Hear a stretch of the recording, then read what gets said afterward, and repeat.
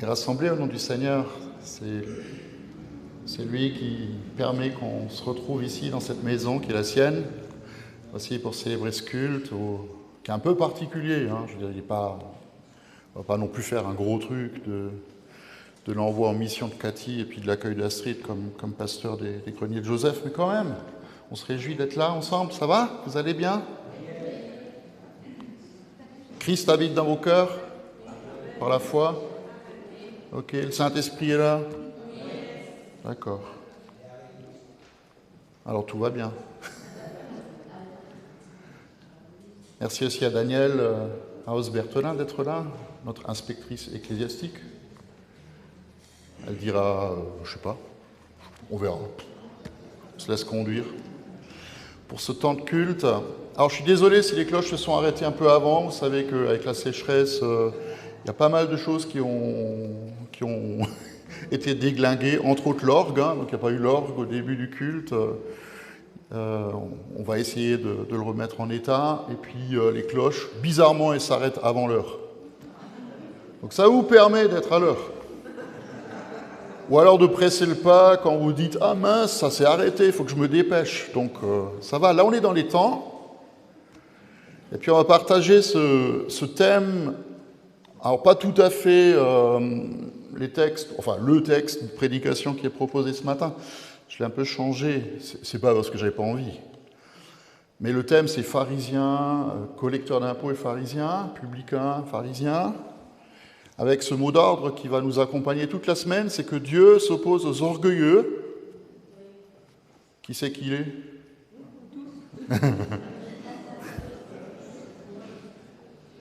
J'ai entendu ce matin quelqu'un dire que le comble de l'arrogance, c'est de rester assis à ne rien faire et de dire à Dieu, si tu as besoin de moi, tu n'as qu'à me chercher. Je trouvais que ce n'était pas faux. Donc Dieu résiste aux orgueilleux, mais il fait grâce aux humbles. Donc soyons humbles, surtout devant lui. On va chanter un chant que beaucoup connaissent, c'est toi qui disposes de toutes choses et nous les donnes chaque jour.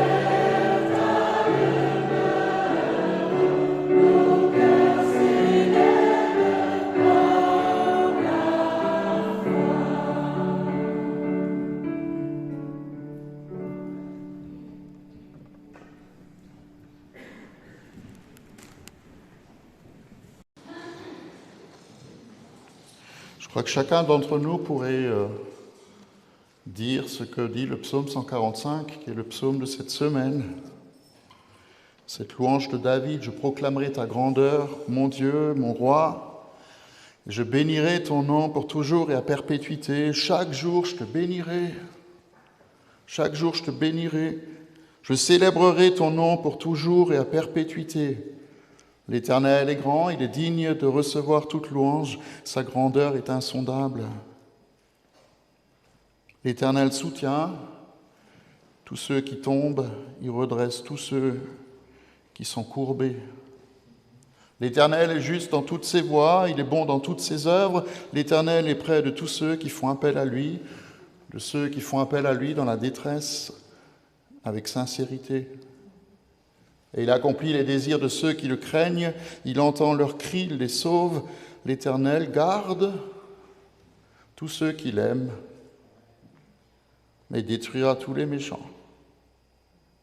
Que ma bouche dise la louange de l'Éternel et que toute créature bénisse son saint nom pour toujours et à perpétuité. Amen. On va chanter Béni soit le nom du Seigneur. Il est tellement vieux ce chant, ça fait tellement longtemps qu'on n'a pas pris que Olivier ne savait pas lequel c'était.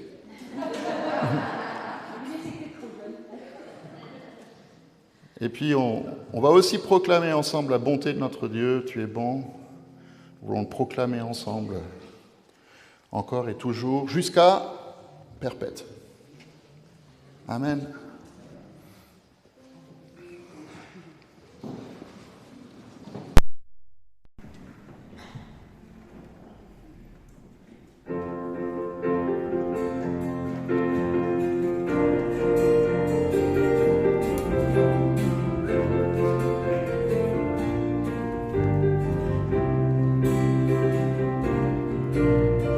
Béni soit le nom du Seigneur, béni soit le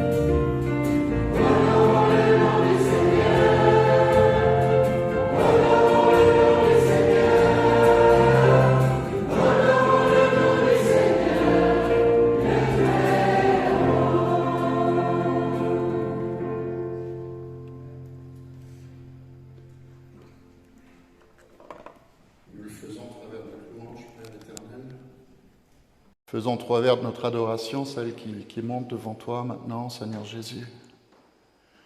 Et nous le faisons parce que le Saint-Esprit nous pousse aussi à louer ton nom à toujours et à perpétuité, et à proclamer ta bonté. Merci de nous rappeler encore que tu nous fais grâce, que tu es un Dieu de compassion, qui est lent à la colère et riche en bonté. Et que si tu n'étais pas lent à la colère et rempli de bonté et de grâce, aucun d'entre nous ne pourrait être là. Et nous vivons juste de ta présence, de ton amour, de ta grâce tous les jours de notre vie. Alors on veut le proclamer ensemble. Tu es bon, Seigneur. Même si parfois nous ne comprenons pas tout, même si nous ne saisissons pas tous les mystères qui nous entourent et peut-être que nous vivons, mais nous proclamons que tu es bon et toujours bon. Et bien meilleur que ce que nous pensons souvent. Amen.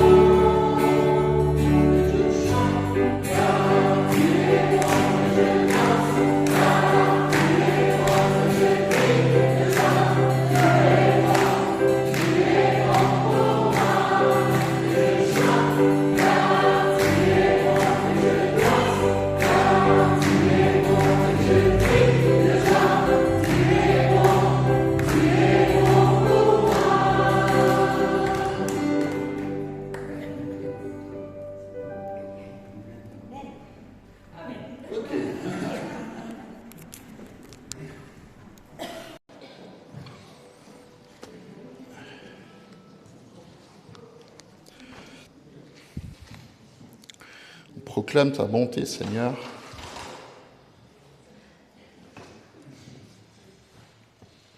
Vous êtes d'accord? Nous proclamions la bonté de notre Dieu,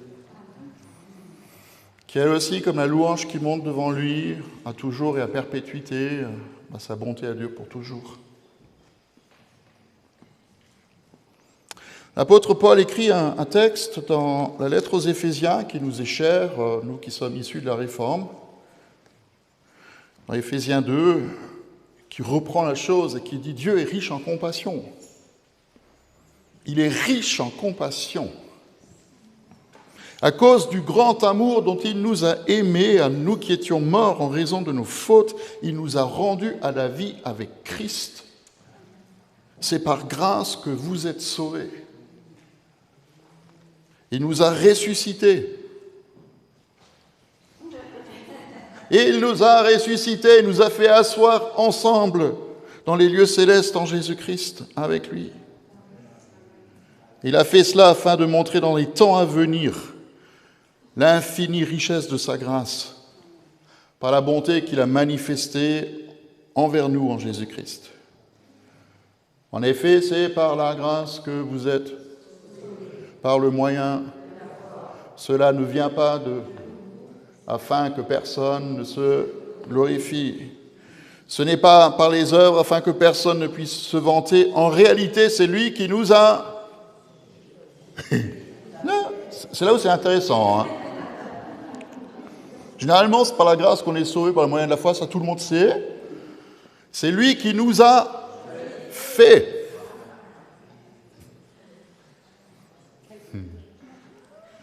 Donc vous avez le droit de vous regarder les uns les autres et vous dire l'un à l'autre, Dieu t'a fait.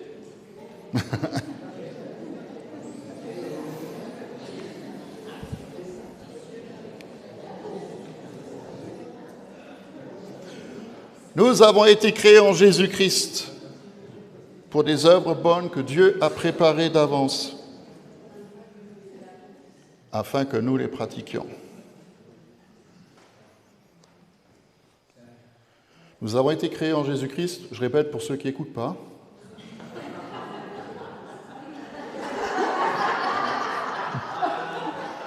C'est par là.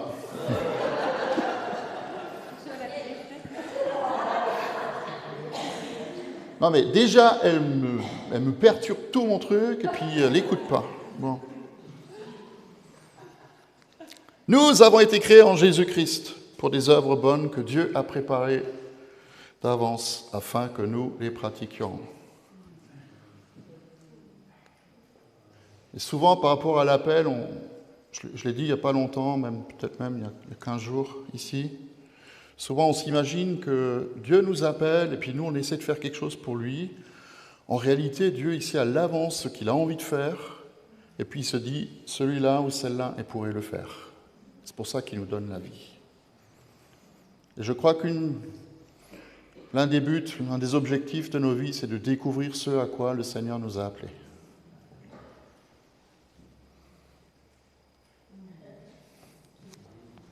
Pourquoi tu es là? Alors pas ici, hein.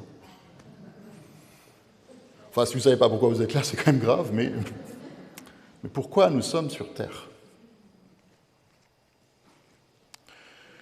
Amen.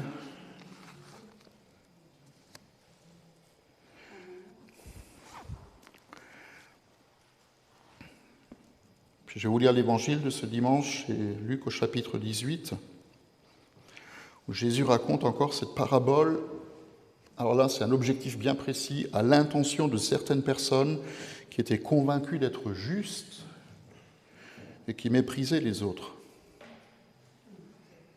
2 hommes montèrent au temple pour prier, l'un était pharisien, l'autre un collecteur d'impôts.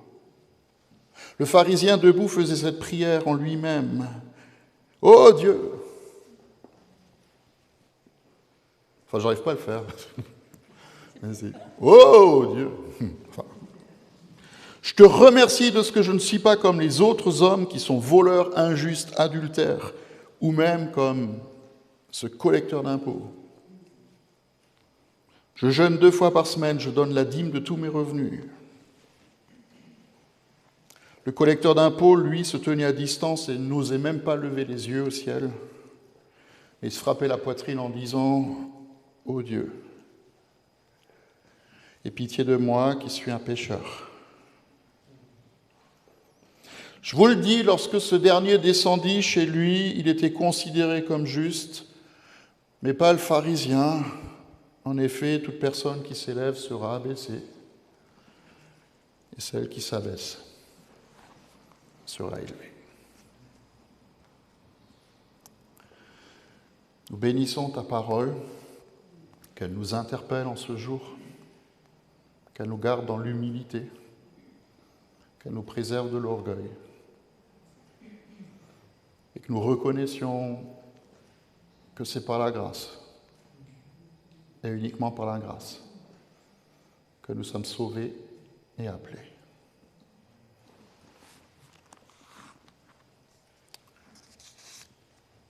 On va le chanter, c'est par la grâce que nous venons.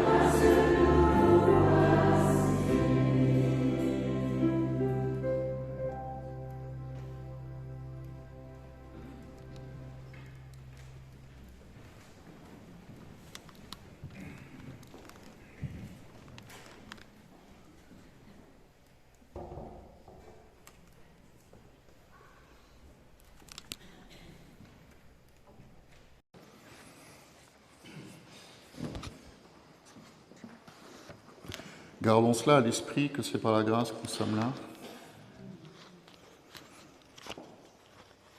La grâce, c'est de ne pas recevoir ce que nous mériterions de recevoir. La miséricorde, c'est que nous recevons ce que nous ne méritons pas de recevoir. Amen. Tout à l'heure, on va, avec Astrid, on va avoir notre réunion de famille. Comme tous les ans, le dernier dimanche du mois d'août, toute la famille se retrouve, en tout cas sa famille, pour un pique-nique. Et en fait, je vais retrouver tous mes beaux-frères. C'est tous des fans de golf. Alors, ils sont tous à la retraite, ils ont le temps. Moi, je n'ai pas le temps, mais c'est tous des fans de golf. Puis un jour, ils étaient dans le vestiaire, en train de se changer, quand tout d'un coup, il y a le téléphone qui sonne. Puis un de mes beaux-frères, il décroche, il met le téléphone sur haut-parleur. Et puis, il entend « Chérie, c'est toi ?» Il dit « Oui, c'est moi. Écoute, je suis à la bijouterie. Tu sais, celle où tu voulais m'acheter cette bague à 2000 €. Ça te dérange si je l'achète aujourd'hui ?» Et il répond « Bah, non, tu peux l'acheter, pourquoi pas ?» Et si déjà j'étais au bout du fil, tu sais, je suis passé au garage chez Mercedes tout à l'heure, j'ai vu le dernier coupé à 150 000 €. Et il répond, bah, écoute, si ça te fait plaisir, t'as qu'à l'acheter. Puis mes autres beaux-frères, ils sont là, puis ils regardent, ils disent... Puis la femme, elle continue, elle dit, mais tu sais, et puis la maison qu'on voulait acheter, là, à 2 millions, je suis allé voir l'agent immobilier, il m'a dit, c'est pas 2 millions, c'est 2 millions 2. Et mon beau-frère répond, mais si c'est 2 millions 2, 200 000 de plus, qu'est-ce que c'est? C'est pas grand-chose. Si tu as envie de l'acheter, tu l'achètes. Et les autres, ils sont là, ils regardent. Ah, mais qu'est-ce qui lui prend? Puis il raccroche. Et il dit, quelqu'un pourrait me dire à qui est ce téléphone?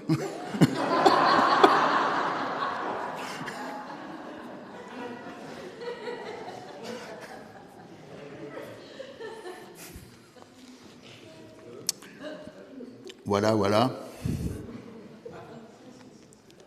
D'où la question, quand le Seigneur nous appelle, est-ce que nous entendons? Est-ce que nous décrochons?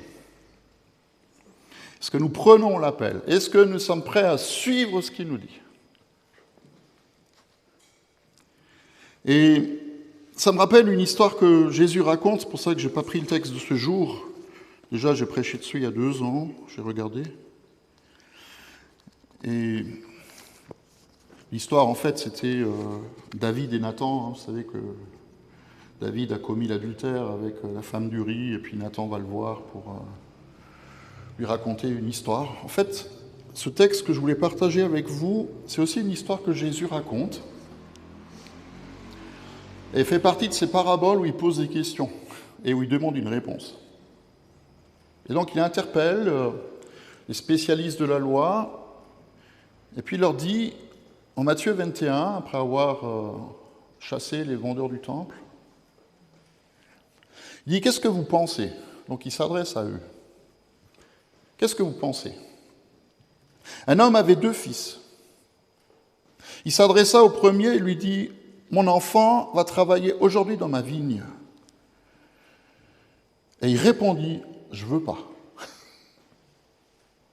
Mais plus tard, il rentra en lui-même et il y alla. Le père s'adressa à son autre fils et lui dit la même chose. Et ce fils répondit, je veux bien, Seigneur, mais il n'y alla pas. Lequel des 2 a fait la volonté du Père? Ils répondirent, le premier.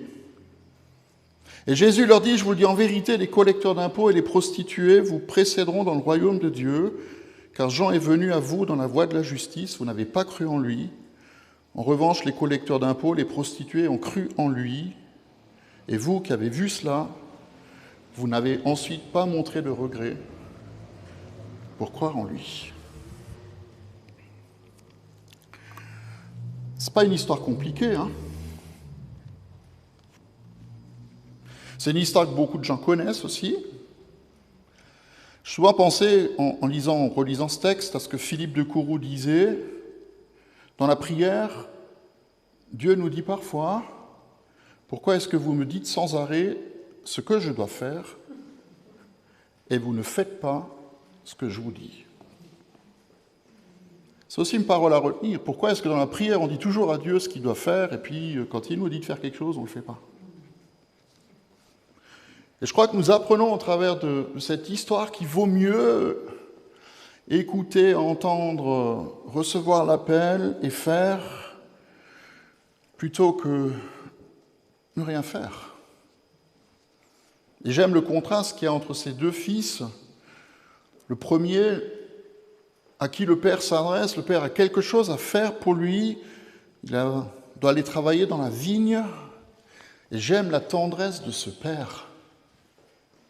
J'aime la tendresse de ce Père. Mon enfant va travailler dans ma vigne. Ce n'est pas un ordre qu'il donne, c'est une vraie invitation. C'est une invitation qu'il adresse à son enfant bien-aimé, dans cette intimité qu'il a, dans sa tendresse de Père. Et je crois qu'il faut que nous apprenions, quand nous nous approchons de notre Dieu, à voir Dieu de cette façon-là, parce qu'elle change notre vie, elle change notre manière de croire. Dieu n'est pas un tyran qui exige « Maintenant, tu vas partir au Sénégal ».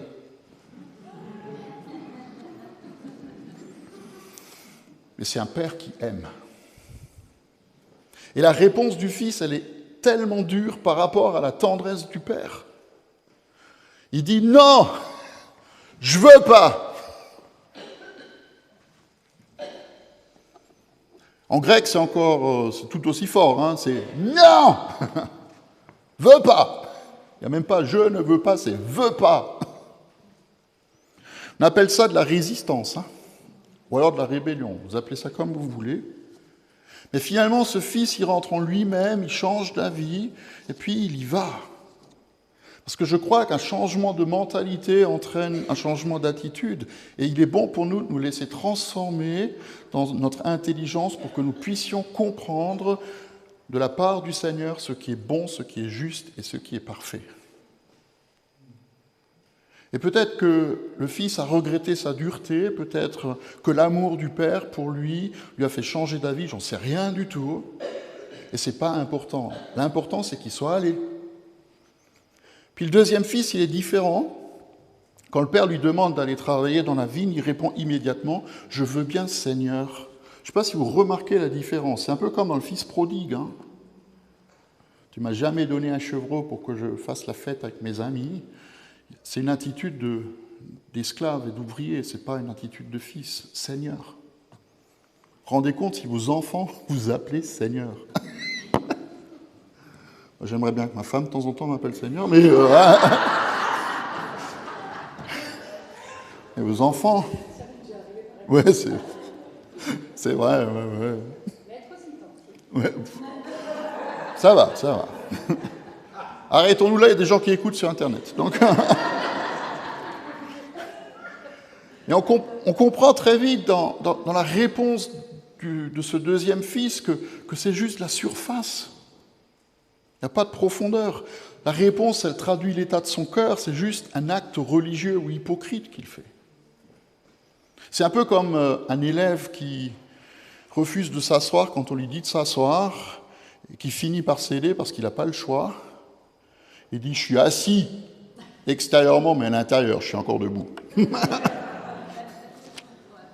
C'est vrai, hein?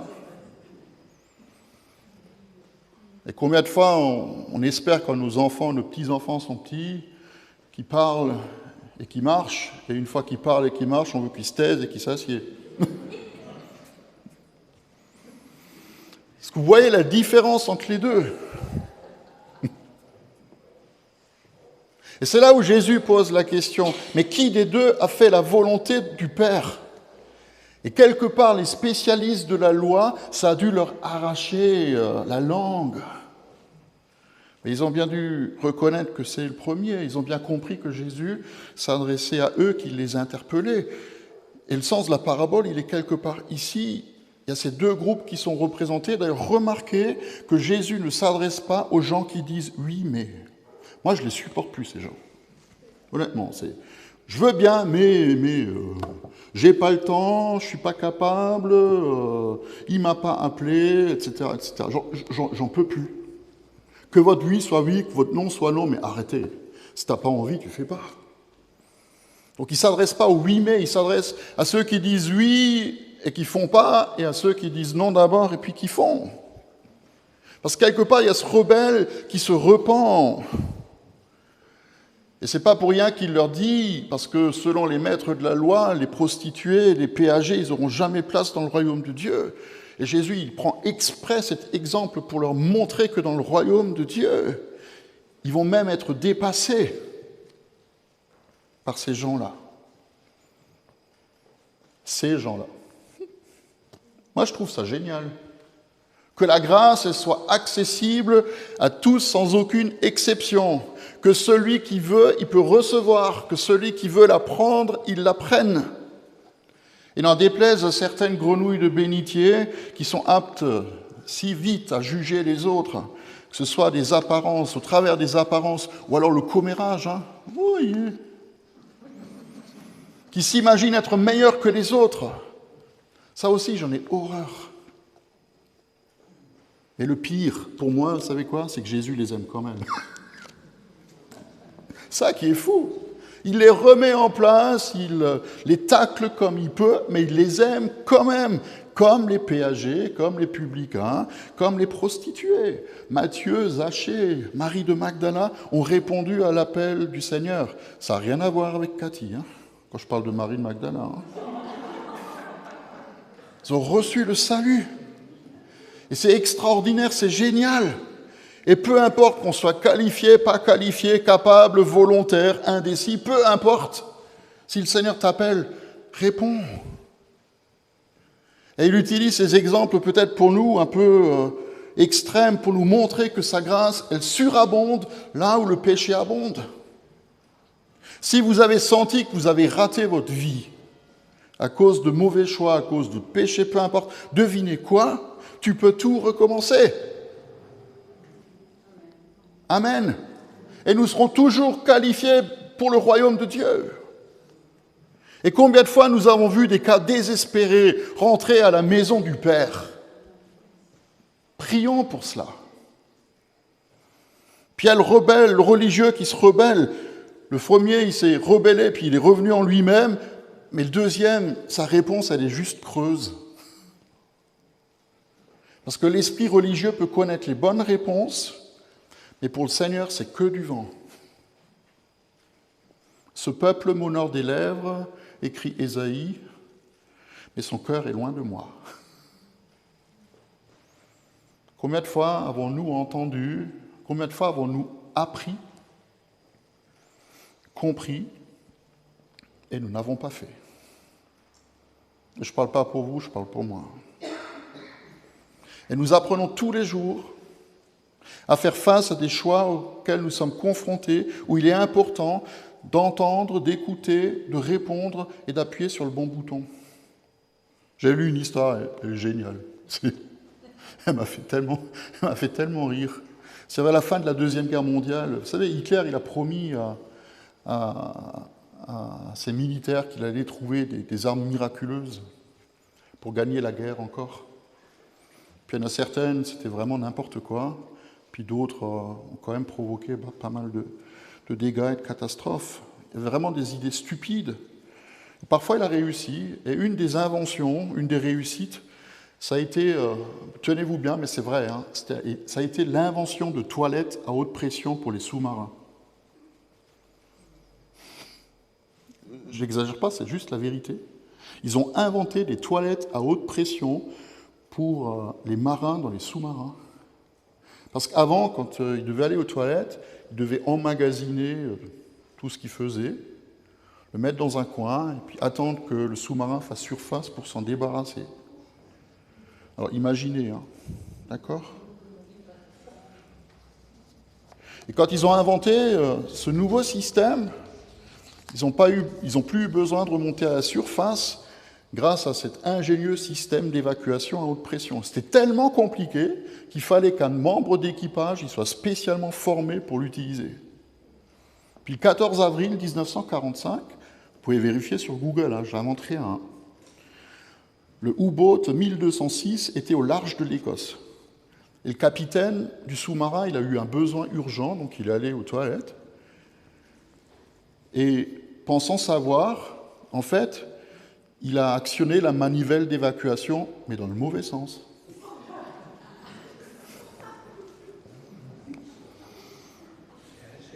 Et au lieu d'évacuer, hein, en fait, c'est rentré.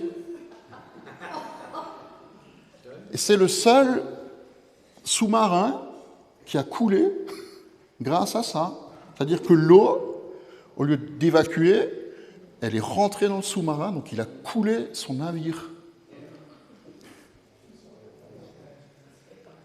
Et ils ont, en urgence, dû évacuer, ils ont été faits prisonniers.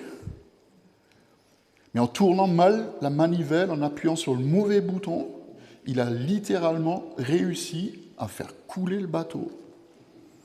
Et le pire, c'est ça qui m'a fait tellement rire, c'est que son nom c'était Schlitz.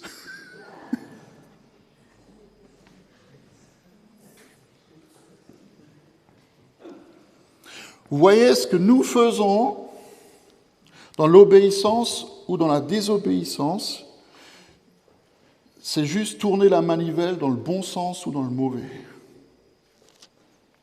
Et quand on le fait dans un sens ou dans l'autre, ça a toujours des conséquences. Et parfois, il est bon pour nous de faire appel au spécialiste qui sait comment faire, qui peut nous montrer comment faire. Et je crois qu'il n'y a pas de meilleur spécialiste que le Seigneur pour cela. Quand il nous appelle, il nous donne la capacité de répondre à cet appel. Quand il nous appelle, il nous donne la force d'y aller, et d'y aller souvent par la foi. Moi, j'aime tellement cette histoire où les amis viennent apporter leur ami qui est paralysé sur un brancard pour le présenter à Jésus, et ils se laissent arrêter par rien, mais ils y vont juste par la foi. Et j'aime quand cette histoire nous dit dans Marc que Jésus, voyant leur foi c'était quoi? C'était pas un discours, c'était juste un acte. Ils se sont laissés arrêter par rien, ni par personne. Ils ont juste fait ce trou dans le toit pour que leur ami puisse rencontrer le Seigneur. Donc cherchons sa présence, toujours. Le Seigneur n'appelle pas que l'un ou l'autre, il nous appelle tous à le suivre. Et il nous appelle tous à le servir. Et peut-être que si nous commencions notre journée en lui laissant la première place, en nous prenant du temps, en disant « Seigneur, aujourd'hui, qu'est-ce que tu veux que je fasse pour toi ?» Moi, je suis persuadé qu'il va nous répondre. Parce qu'il est un Dieu de communication. Ce n'est pas un monologue avec lui. C'est un Dieu de communication. Il veut nous parler et il veut nous montrer. Alors parfois, ça demande de notre part de laisser des choses derrière nous, peut-être de fermer des portes, peut-être d'oser entrer dans un nouvel appel ou une nouvelle aventure, mais c'est toujours lui qui nous montre. Socrate a dit « Ne concentre pas toute ta force à combattre l'ancien, mais à former le nouveau. » Et chaque jour qui passe, c'est une nouveauté que le Seigneur nous donne. Il ne faut pas qu'on se laisse paralyser par rien, mais que nous soyons focalisés avec espérance sur ce qui est devant nous. À un moment, l'apôtre Pierre, il va aller dans une ville qui s'appelle Lyde. C'est une histoire qu'on lit dans Acte 9. Et dans cette histoire, il va rencontrer Énée, qui est paralysé depuis 8 ans. Et il va le toucher, il va prier pour qu'il se lève, et il va se lever. Et Pierre lui dit la chose suivante, je n'avais jamais remarqué, mais il lui dit la chose suivante, « Énée, Jésus-Christ te guérit, lève-toi et fais toi-même ton lit. » Je n'ai jamais remarqué. Fais toi-même ton lit. C'est comme si cet homme était habitué depuis tellement longtemps à son problème et qu'il trouvait peut-être normal que d'autres lui fassent son lit. Le poids des habitudes. Et le Seigneur vient et puis il s'adresse à toi et il te dit maintenant lève-toi. C'est aussi un appel pour nous, lève-toi et va faire ce que tu as à faire. Ne laisse pas les autres le faire à ta place, mais fais ce que tu as à faire. Fais toi-même ton lit. Et vis ta vie. Parce que moi je réalise de plus en plus que si nos mains, nos pieds, nos cœurs sont crispés, parfois elles le sont, si tout ça c'est crispé, le Seigneur il ne peut plus rien mettre dedans. Il ne peut plus rien nous apporter. Là où nous nous accrochons à ce que nous aimons, à ce que nous connaissons, ce que nous voulons absolument garder. Et parfois même c'est pervers, des gens qui s'accrochent à des relations malsaines, juste parce que c'est trop dangereux de quitter, trop risqué, trop marcher dans l'inconnu. Apprenons à lâcher prise, à écouter ce qu'il nous dit et à le suivre. Même si au départ, tu n'as pas envie. Même si au départ, tu n'as pas envie. Fais ce qu'il te dit. Et ça en vaudra toujours la peine. Amen. Je vais vous inviter à vous lever, nous allons prier ensemble.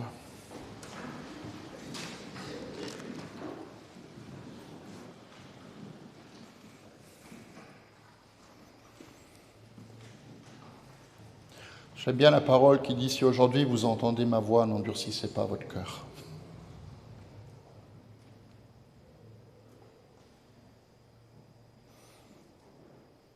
Si aujourd'hui tu entends sa voix, n'endurcis pas ton cœur.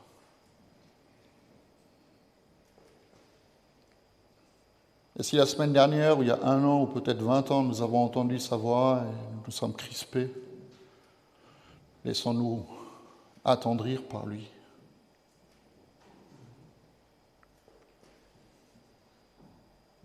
Et même si nous avons refusé peut-être d'entrer dans ce que le Seigneur nous demandait de faire, il est toujours temps de revenir, si c'est de lui. Et c'est vrai, Père, que tu nous invites à une aventure toujours renouvelée. Le mouvement de l'Esprit, c'est justement qu'il soit en mouvement. Ce n'est pas quelque chose de figé. Le Saint-Esprit n'est pas quelqu'un de figé, comme tu n'es pas figé. Comme toi, Jésus, tu continues d'attirer à toi tous les hommes, à vouloir les sauver. Qu'ils puissent entrer dans leur identité pleine et entière. Qu'ils puissent répondre à ton appel. Écouter ta voix et obéir. Te disant merci, Père.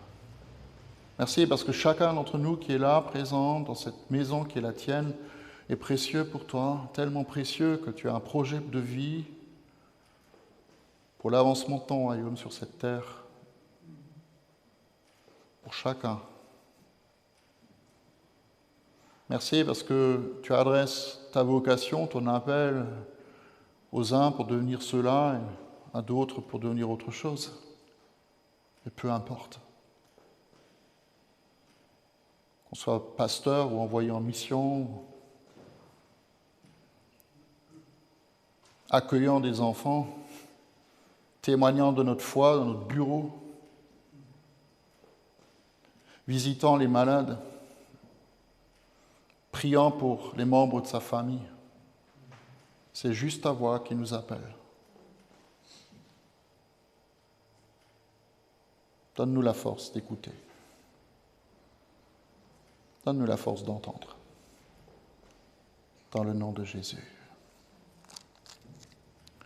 Amen. Nous allons passer dans une deuxième partie de ce culte. On va d'abord chanter. On va chanter Infiniment grand. Ça va nous introduire un petit peu l'envoi en mission de Cathy et puis l'accueil d'Astrid aussi. Et puis voilà, chantons. Et on va dire au revoir à tous nos amis sur Internet. Faites salut. Ils ne vous voient pas, ils me voient que moi, mais c'est quand même bien de le faire, de dire au revoir. Voilà. À bientôt.